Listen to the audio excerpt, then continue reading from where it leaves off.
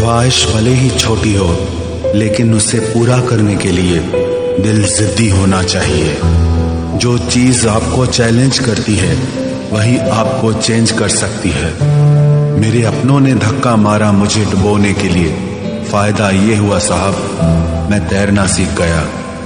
हर रोता हुआ लम्हा मुस्कुराएगा, सब्र रखे दोस्त, वक्त अपना। कड़क बोलना भी सीख इंसान, क्योंकि ये दुनिया दोनों कानों से बहरी है। क्षमा गलतियों की होती है, धोखे की नहीं। जिंदगी में सबसे ज्यादा दर्द दिल टूटने पर नहीं, यकीन टूटने पर होता है। किसी का मजाक मत उड़ाना, आपको नहीं पता कि वह अंदर ही अंदर कौन सी जंग लड़ रहा है। आपके राज तो पहुंच गए गैरों तक, लेकिन आपने मशवरा तो अपनों से किया था। नीयत और सोच अच्छी होना चाहिए, क्योंकि बातें तो हर इंसान अच्छी करता है।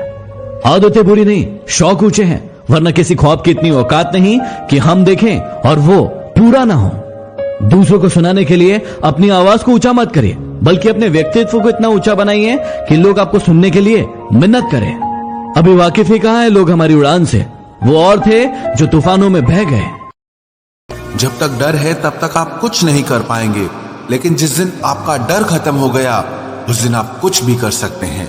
अगर आपके पास पैसा है तो ही दुनिया पूछेगी, नहीं तो आपके अपने भी आपको पहचानने से इनकार कर देंगे। जीवन में कभी भी निराश नहीं होना चाहिए, क्योंकि ये जिंदगी एक पल में ही बदल जाया करती है। सोचना बड़ी बात नहीं होती, करना बड़ी बात होती है, क्योंकि सोचने और करने में बहुत फर्क होता है। जहां झूठ बोलने से किसी की मदद होती हो या किसी की जान बचाई जा सकती हो, वहां झूठ सच से भी बढ़कर होता है। कभी जिंदगी में थक जाओ या टूट जाओ तो एक बात याद रखना, किसी को कानो कान खबर तक मत होने देना, क्योंकि टूटी हुई इमारतों के ईंटें तक उठाकर ले जाते हैं लोग। राम जैसा पुत्र नहीं, हनुमान जैसा सेवक नहीं, सीता जैसी नारी नहीं, हरिश्चंद्र जैसे राजा नहीं, भरत जैसा भाई नहीं, कर्ण जैसा दानी नहीं, प्रहलाद जैसा भक्त नहीं, अनुसुईया जैसी माता नहीं, हिंदी जैसी भाषा नहीं और भारत जैसा देश नहीं। किसी ने बड़े कमाल की बात कही है कि दो चेहरों को कभी मत भूलना।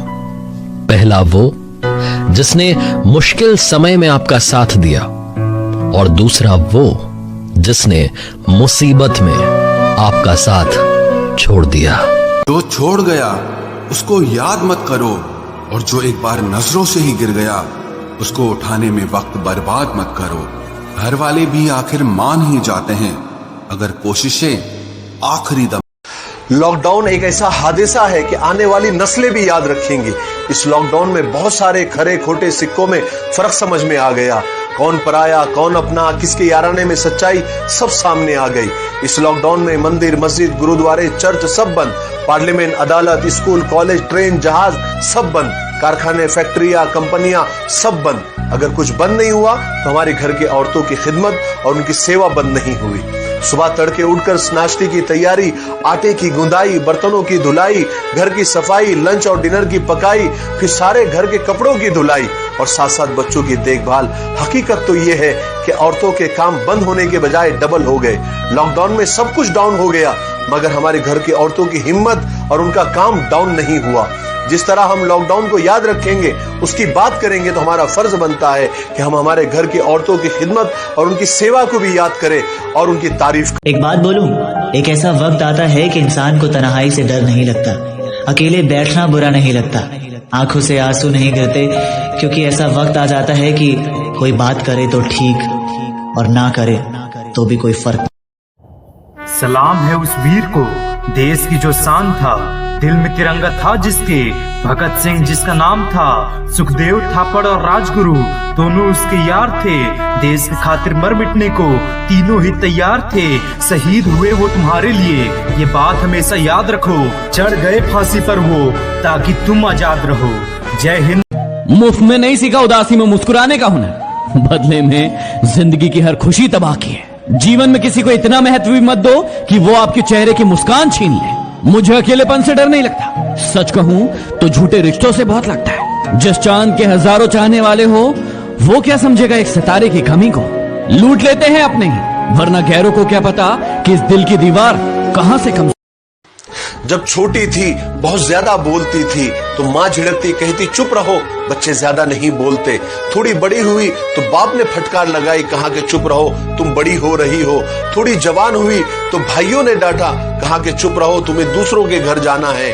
शादी होकर ससुराल गई, जब कुछ बोलने लगी तो सास ने कहा चुप रहो, ये तुम्हारा मायका नहीं है। घर गृहस्थी संभाली, किसी बात पर बोलने लगी तो पति ने गुर्राया, कहा कि चुप रहो, तुम औरत होकर जबान चलाती हो। नौकरी पर गई, सही बात बोलने पर बॉस ने कहा चुप रहो, तुम्हें काम करना है। थोड़ी उम्र ढली, अब कुछ बोली तो बच्चों ने कहा चुप रहो, तुम्हें इन बातों से क्या लेना। जब बूढ़ी हुई, कुछ बोलने लगी तो सब ने कहा चुप रहो, तुम्हें आराम की जरूरत है। इस चुप्पी के पीछे बहुत कुछ दबा पड़ा रह गया। उन्हें खोलना चाहती हूँ, कुछ बोलना चाहती हूँ, पर मौत सामने खड़ी थी। उसने भी कहा चुप रहो, तुम्हारा वक्त आ गया है, और मैं चुपचाप हो गई। लोगों से बात करना इसीलिए कम कर दिया क्योंकि मैंने लोगों से खुद की बुराई सुनी है। दिल से फैसला करो तुम्हें क्या करना है, दिमाग खुद ब खुद तरकीब निकाल लेगा। अगर किसी का सहारा न बन सको तो किसी के दुख का कारण कभी मत बनना। अगर आप मौके की तलाश कर रहे हो तो आप गलत हो, क्योंकि मौका मिलता नहीं है, बनाना पड़ता है। जब तक आप सफल न हो जाओ तब तक किसी को मत बताओ कि आप क्या करते हो। सफलता की रेस में बने रहने के लिए हमेशा कुछ नया सीखने की कोशिश करते रहिए।